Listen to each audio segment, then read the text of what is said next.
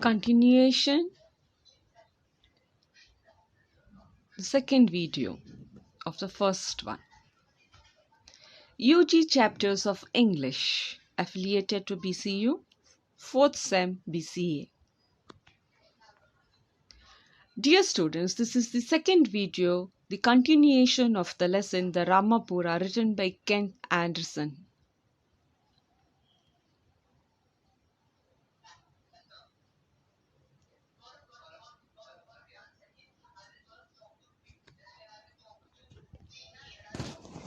So, until here you have understood what it is all about.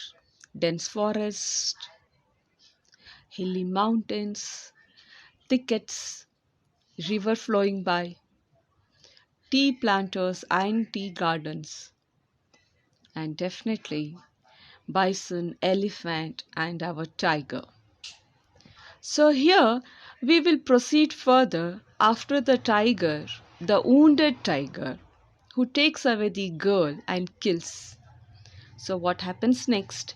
Let's read and come to know. A month later, a herd boy was killed by a tiger within 2 miles of Ramapuram. In this case, the half-eaten remains were found in a bush. The third human kill occurred about 3 weeks later, almost at the 21st milestone on the Kollegal-Lokanahalli-Bailur-Dimbam road. This time it was a road coolie, a middle-aged woman, who was attacked in full view of her companions just before 5 in the evening.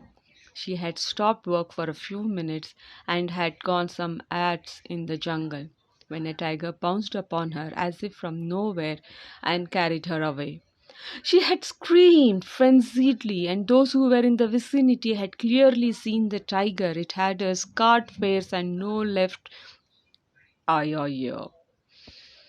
It so happened that my game license for the North Coimbatore area had at that time expired. This area is divided into two forest divisions, North Coimbatore proper and the Kollegal division. For although Kollegal fell within North Coimbatore district for administrative purposes, the forest department had recently subdivided the district into two distinct forest divisions. My license, which had expired, covered North Coimbatore proper and Dimbam, while Lokanahalli, Bailur, and Ramapuram fell within the Kollegal division.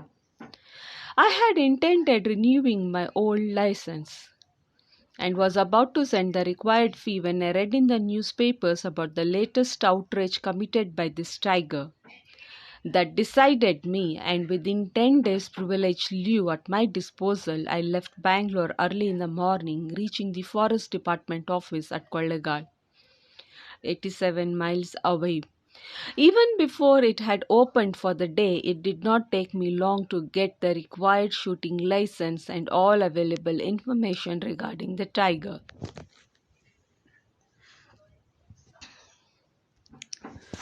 The area where the man-eater had operated was comparatively new to me, so I decided for a start to camp in the small forest lodge at Ramapuram, 25 miles away, which I reached in an hour and a half. After negotiating an extremely bumpy road, obviously, the first thing to do was to try and win the confidence of the inhabitants of Ramapuram by telling them I had come to try to rid them of the tiger. The people did not know me and gave somewhat garbled accounts, indicating that the tiger might be anywhere between Ponnachai Malai, where it had struck down its first victim, and Bailur, a distance of about 60 miles as the crow flies. Sorry, I am fumbling. Bailur, as I have told you, was a small village some 30 miles from Kollegal on the Kollegal-Lokanahalli Dimbam road.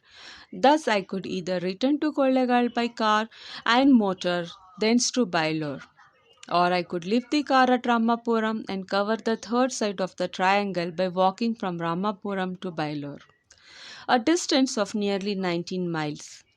I decided to follow the latter course as it would give me the opportunity of passing through several forest hamlets bordering the reserved forest, where I hoped to get some news of the tiger. Accordingly, at dawn next morning, I left the little forest lodge at Ramapuram and began my walk to Bailor. The path led in a generally southwesterly direction, alternatively through sparsely cultivated country and scrub jungle, which skirted the ranges of small hills lying a couple of miles southward within the boundaries of the reserved forest proper.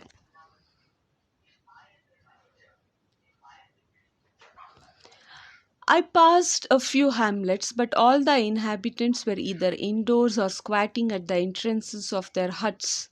Their few cattle were kraalled outside or grazed at will on the scant herbage in the immediate vicinity of the huts. For the story of the man eater had spread far and wide, and the usual scare that attends such visitations had already set in.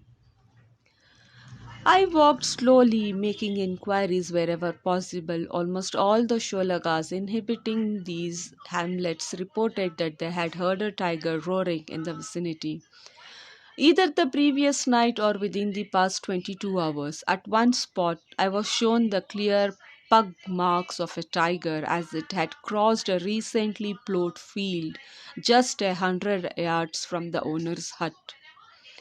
I took detailed measurements of those pugs for future reference before moving on, but it soon became evident that the people in this area were either so nervous that they were making completely false and exaggerate reports, or else that an unusual number of tigers were operating along the 19 miles between Ramapuram and Bailor. For, according to the information obtained, a tiger appeared to have visited each hamlet within the last 3 or 4 days. At about 5 p.m., I approached Bailor, a village of some 20 huts. Here I met members of the road gang who had witnessed the killing of the women near the 21st milestone. They told me that what I have already recorded and particularly stressed the tiger's deformities, which they had all clearly seen while they stood rooted to the spot with terror. While the tiger made off into the undergrowth with its still screaming victim, the road coolie women, the nearest forest department lodge was some 3.5 miles further along the motor road in the direction of Dimbam.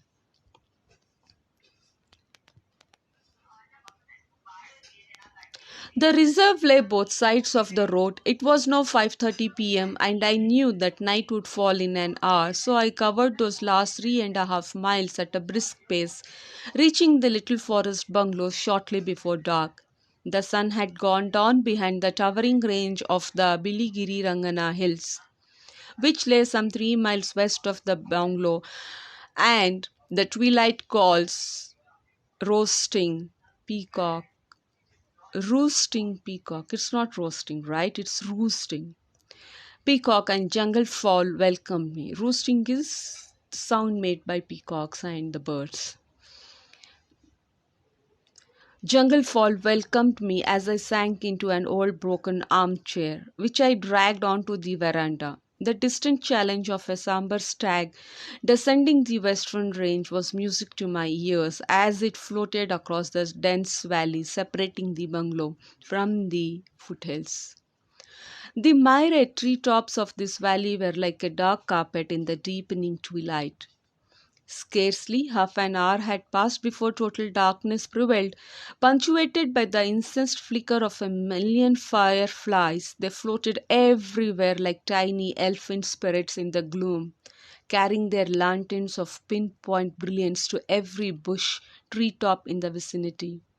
At rare intervals, their flashes would synchronize, and the tree or bush around which they clustered would throb and pulsate to one big and unanimous flash of light made by thousands of these little creatures.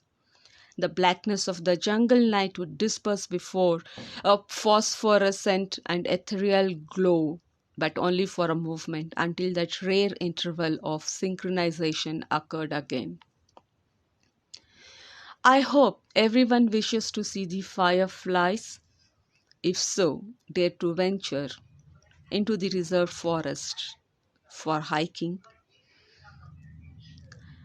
I made an early night of it, sleeping on the floor of the small central room of the lodge, but at about 2 a.m., the morning call of a tiger woke me. I heard it call at intervals as it traversed the valley until it died away in the distance.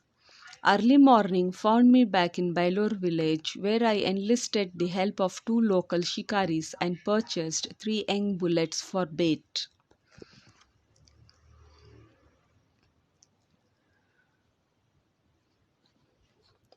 One of these were tethered in the bed of the stream that traversed the valley west of the bungalow where I had heard the tiger calling in the night. The second was tied in a small forest glade a bare 100 yards from the roadside, midway between the village and the forest bungalow. To tie the third, we walked back to the 25-mile stone where the road worker had been killed. Close to this spot, the road was crossed by a forest stream known as Ordambettahalla. Its banks were clothed with bamboo except for a small clearing made by the forest department in which seedlings of various forest plants were being experimentally grown. My helpers told me that a tiger often walked through this clearing, and I found this statement to be true in that pug marks, both old and comparatively new, were visible at three different places. I examined the most recent of these imprints and compared them with the measurements of the pug marks taken at the hamlet on the previous day. Both sets had been made by a male tiger, but those in the departmental plantation belonged to a much older and heavier animal. We tied the third bed on open ground just where the Odambetta stream flows past the plantation. When all this had been done, it was 5:30 p.m., and on our return to Bailor village, I was approached by a sturdy, good-looking Sholaga who introduced himself as Jaken, the husband of the girl who had been the man-eater's first victim. He said that a party of travelers who had passed by the coffee estate on the slopes of Ponnachai Malai, where he worked, had informed him that a sahib had come to Ramapuram to shoot the tiger. Filled with the idea of revenge for his wife's murder, he had obtained the planter's permission to go to Ramapuram to offer me his assistance. At Ramapuram, he was told that I had gone to Bailor, whither he had immediately followed me all by himself. Let's see what happens next.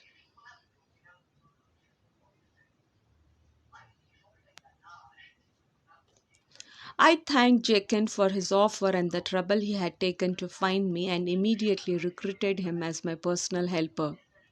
I liked his appearance and his calm determination to leave no stone unturned to bring the tiger to book.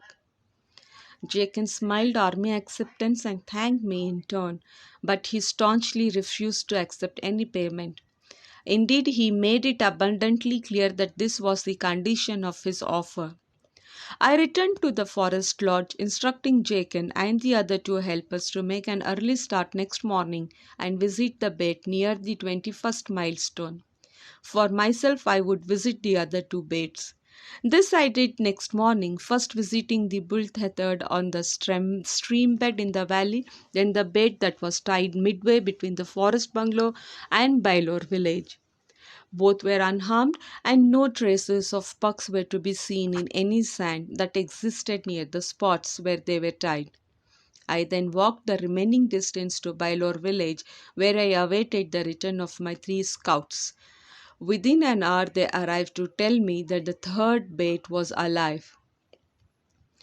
Leaving Jaken and one of the Sholagas at the village, I took the second man who claimed to be well acquainted with the forest game paths in that area and walked westwards till we entered the foothills of the Biligiri Rangans. As all this area was unfamiliar to me, I got him to walk in front, while I covered him from the rear with my rifle ready in my hands. Sholagas are born jungle folk, and my guide showed no signs of nervousness while we threaded our ways thus in single file up one game path and down another. Across dark nullahs, often bending double to avoid overhanging fronds of bamboo or outcrops of wait a bit thorn. But no signs of a fresh tiger track did we see.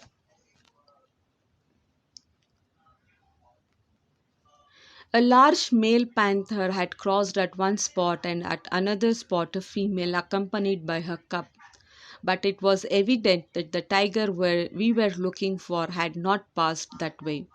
It was nearing 3 p.m. before we got back to the forest lodge and a late cold lunch. The Sholaga made a fire on which I boiled some water to brew us several cups of tea. Then I drew water from the little well in the compound to give myself the luxury of a cold bath. At 5, I returned with the Sholaga to Bailor village where I left him with instructions for Jacob himself and the third Sholaga to visit the bait on the 21st milestone early next morning. It was well past 7 by the time I got back to the bungalow. I slept soundly that night, nor did the morning call of any tiger disturb me. Early morning found me on my way to visit the other two baits, but both were unharmed.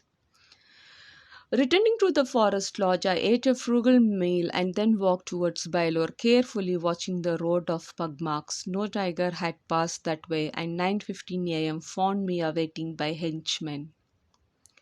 They returned before 10, this time to report that the bait had been killed and removed by a tiger, which had contrived to bite through the tethering rope. Fortunately, I had come prepared for such an eventuality and had brought my torch and other night suit shooting kit with me in a haversack. Back we went as fast as we could, and shortly after midday had reached the spot where the bull had been tied. The tiger's pug marks in approaching the bait were apparent in the soft earth some 20 feet away, and an examination showed that the killer was a tigress and not a tiger. From there she had launched her final attack that had killed the bull, biting through the rope by which its leg had been tied.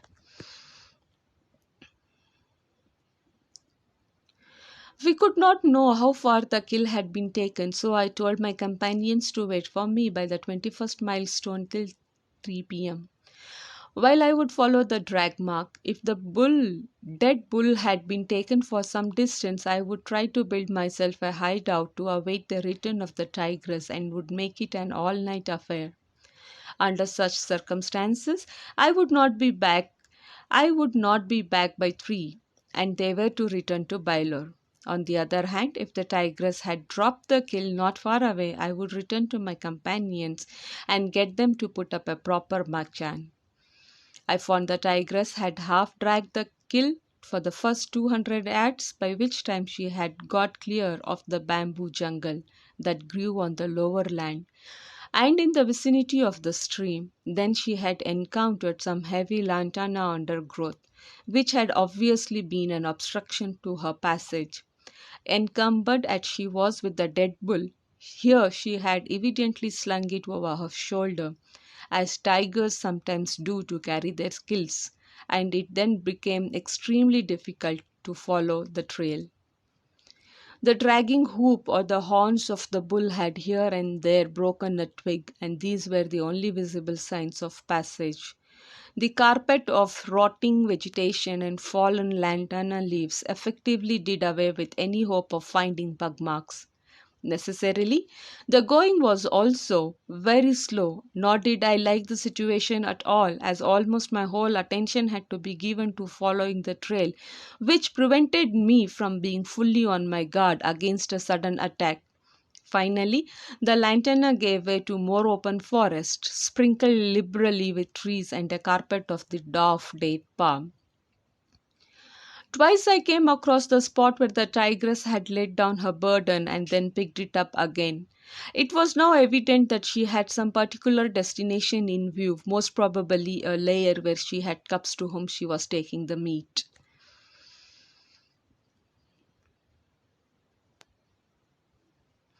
Up and up led the trail. The terrain became more and more rocky till finally, in a break among the tree trunks, I saw a hillock, perhaps a quarter of a mile beyond and about 200 feet above the spot where I stood. The trail led directly toward the hillock. By now, I felt reasonably certain that the animal I was following was not the man-eater, because all the data gathered about the man-eater had classed it as a tiger and not a tigress. Although the sex factor was not an established certainty, as it was a known fact, however, that the man-eater had lost its left eye and ear. If I could but catch a glimpse of the animal I was following, I could soon know whether it was the right one or not. How to catch that glimpse was the problem. The obvious answer to it was to keep advancing till we met, but it was scarcely to my liking, as even if the tigress was not the man eater, she certainly was unlikely to welcome any human being who knocked at the door of the lair where she had her cubs. But I went forward. The trail was now easier to follow, as the tigress had brushed against boulders and rocks, which where smears of blood betrayed the passage of the dead bull. Curious, huh? Let's know more about it. Half the distance was covered now, the other half would bring me to the summit. The boulders lay in heaps, and the trail I was following wound in and out between them. As the tigress picked her path to avoid any part of her burden becoming jammed between the rocks, it was 10 minutes to 3. The sun beat down mercilessly on the bare rocks, which in turn threw the heat back in my face as from the door of a furnace. My clothes were soaked with perspiration, which ran in rivers down my face, getting into my eyes, which burned and smarted, and into the corners of my mouth. I licked my lips and remembered that almost unconsciously, in the excitement of the movement, I noted the salty taste. Wow.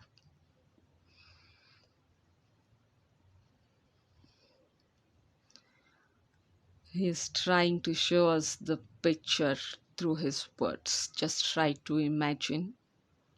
You will really enjoy it. How silly.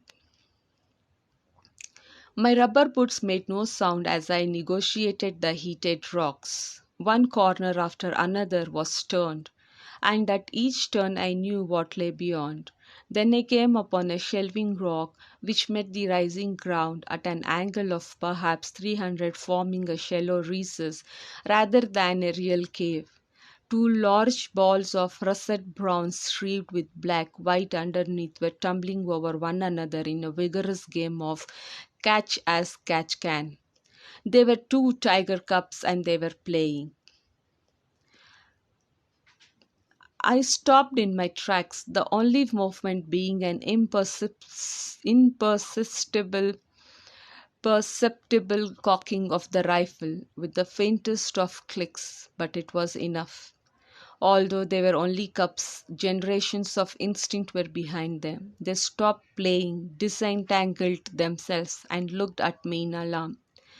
Even now I can picture the scene, one cub with a look of innocent surprise, and the other with its features wrinkled to emit a hiss of consternation.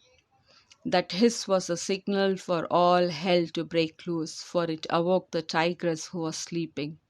With a series of shattering roars, she dashed out of the cavern, vaulted over the cubs, and came straight at me. The distance may have been 20 yards. I covered her between eyes as she advanced. Then, 5 yards away, she stopped. She crouched with her belly to ground, eyes blazing and mouth wide, while her roars and snarls shook the very ground on which I stood. She was a perfect specimen, but certainly not the man eater. Enjoying, huh? The story is really interesting. Wonder of wonders, she had not charged home. Her courage had failed her at the last movement. She was telling me in the simplest of languages, "Get out quickly and don't harm my cubs or I'll kill you." Tiger is speaking to him.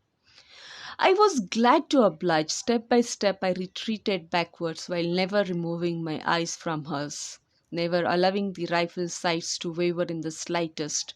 My forefinger still on the trigger, and she remained where she was. It was as if she understood that I was going. I realized at that moment that she did not want to harm me, that she was only protecting her cubs. Perhaps she was afraid. I was afraid too. But I did not want to harm her, nor destroy that lovely, happy little family. So sweet. So I continued to retreat backwards. The tigress continued to roar. Now I had turned the corner of the first rock that hid her from view. Only then did I dare to take a hasty glance backwards to see where I was walking, although I still faced towards the tigress, who had now stopped roaring but was still growling. I knew that as long as she continued to make those sounds, I was safe. I would know where she was. Another big boulder was passed. Then I turned and beat a hasty retreat before she had time to change her mind and come after me. She stopped growling, and I knew that the real danger had come. She might have gone back to her cubs, or she might be following. I made down the hill as rapidly as possible, glancing frequently behind me. Soon I came to the trees and the date palms, then the lantana belt up which I had so laboriously followed the trail, and finally to the bamboos and the road. Poor chap. It was 4:30 p.m. and as instructed my companions had returned to Baylor. I had 9 miles to cover and only 2 hours before darkness fell. Nevertheless, I sat by the roadside for 5 minutes, to enjoy a quick smoke. I felt I deserved it. I was thankful too that I had not been forced to shoot the tigress, for the sight of those two cubs was still fresh in my memory. It was six it was past 6:30 before I reached Bailore village. There my three companions awaited me, eager to hear my story. When I had told it, they agreed that it was unusual for a tigress to have failed to press home her charge.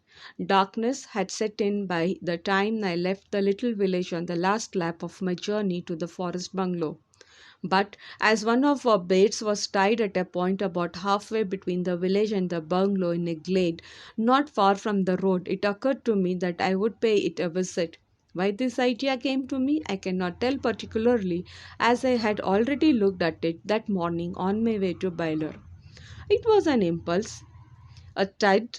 I have spent my life responding to impulses. I turned off along the little footpath that led away from the road towards the clearing where the bait was tied. It was quite dark except for the diffused glow from the stars that shone brightly in a clear blue black sky. The bushes around me assumed ghostly shapes, and the wind sighed fitfully among the branches of the rain tree that bordered the road. Now and again a large teak leaf fluttered to the ground with the softest of sounds, like some huge moth of the night settling down to rest. I came up to the small wild fig tree beneath which my bait was tied. The shadows were deeper there, and the bait was moreover a brown one. I could not see it till I came very close, when it lumbered to its feet as if startled at my approach. Even as I was startled by its sudden action, it was still unharmed. I walked around it to the other side to inspect the rope that held it by the hind leg, in case it had become twisted.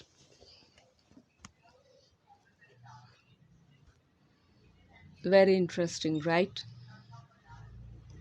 And at that moment the Manitou charged. It was fortunate for me that I had moved to the other side of the bull, which consequently came between me and the tiger. But I confess that I was taken totally by surprise. There was tremendous oof from the jungle from which I had just emerged. The bull swung round.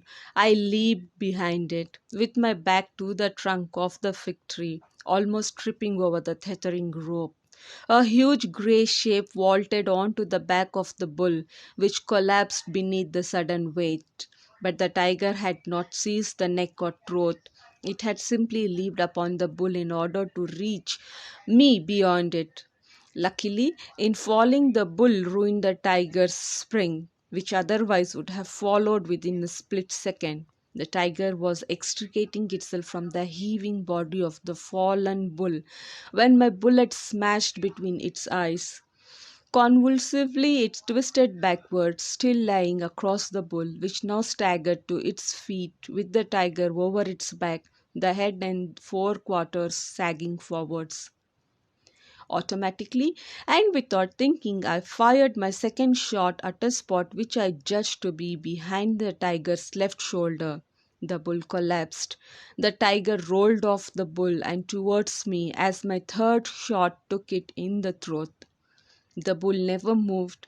The tiger kicked convulsively, and then at last all was still. The light from the torch on the rifle revealed that my first bullet had smashed the tiger's skull. My second had been too low. The heavy 405 missile had plowed through the end of the tiger's chest and blown a tremendous hole in the bull's side. My third bullet, a quite unnecessary one, had passed through the tiger's throat, leaving a gaping hole. But I had killed the poor bull that had unwittingly saved my life. Finally, my hands were trembling, my knees wobbled, and suddenly I felt very, very sick. The reaction after the events of that evening was sudden. I sat on the ground with my back to the fig tree and raised my hand to my forehead, which I was surprised to find icy cold to my touch. How long I remained thus I don't know. Then I groped for my pipe, filled and lit it. The first few puffs steadied my badly shaken nerves, and I was soon able to get back to the road and retrace my steps to Bailor village. I found the inhabitants gathered in the streets, agog with excitement and anticipation, for the surrounding hills had carried the sound of my three shots, which had reverberated across the valleys and stony ridges. They had guessed I had been attacked on the way to the bungalow, but were wondering whether it had been by the man eater or some bear or elephant. Seeing me emerge from the gloom, they rushed forward to welcome me.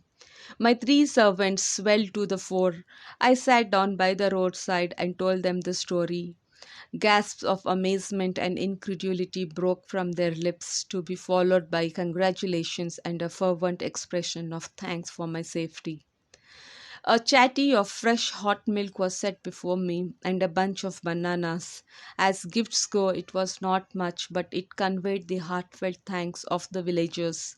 In another half hour, practically the whole village had assembled with lanterns and kerosene torches, a stout pole, and coils of rope to bring in the tiger. Back we went to the spot, and over 50 people surveyed the strange scene, their eyes wide open with amazement.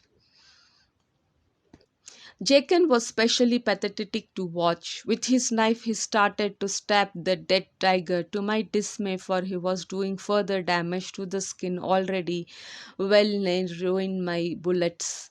Gently but firmly, I drew him off. Then he began to weep unrestrainedly, thinking of his dead wife.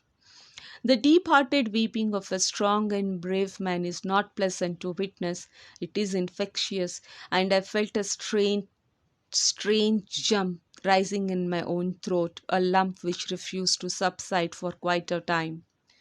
Not much remains to be told except for a strange sequel. Next morning, when coming to the bungalow, Jacob passed the spot where I had left the road the previous night.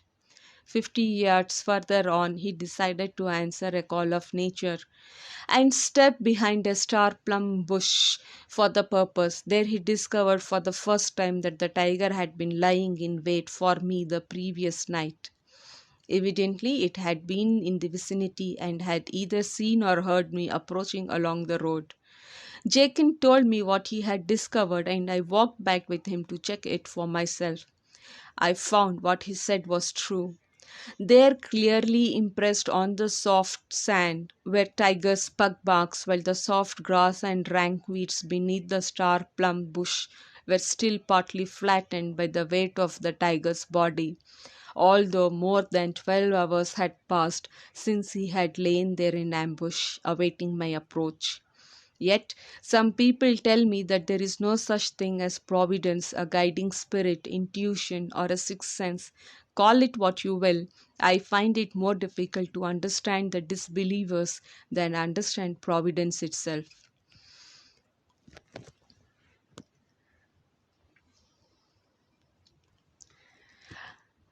In this section, I would not like to give you any kind of summary or pointers because it's a very, very simple and lucid language to understand. The imagination power of yours to fill those words into a movie is amazing. Just for your reference, I am giving here some of the words to understand. Hold sway, exert influence or hold power. Escarpment, a long cliff or deep slope. Gradient strewn with boulders, upward or downward slope covered with rocks. Impenetrable, out of reach, not accessible. Altitude, high level, height from the sea level. Formidable, daunting, threatening, impenetrable. Mourning, crying of pain or cry of pain. Swooned, faint. Ethereal, not worldly, it's heavenly. Frugal meal, simple or poor meal. Encumbered, weighed down by responsibility or heavy load. So the chapter which you all have is being taken from the source Anderson, Kenneth, Man-Eaters and Jungle Killers, New Delhi, Rupa and Co. The source is ebook of yours from BCU.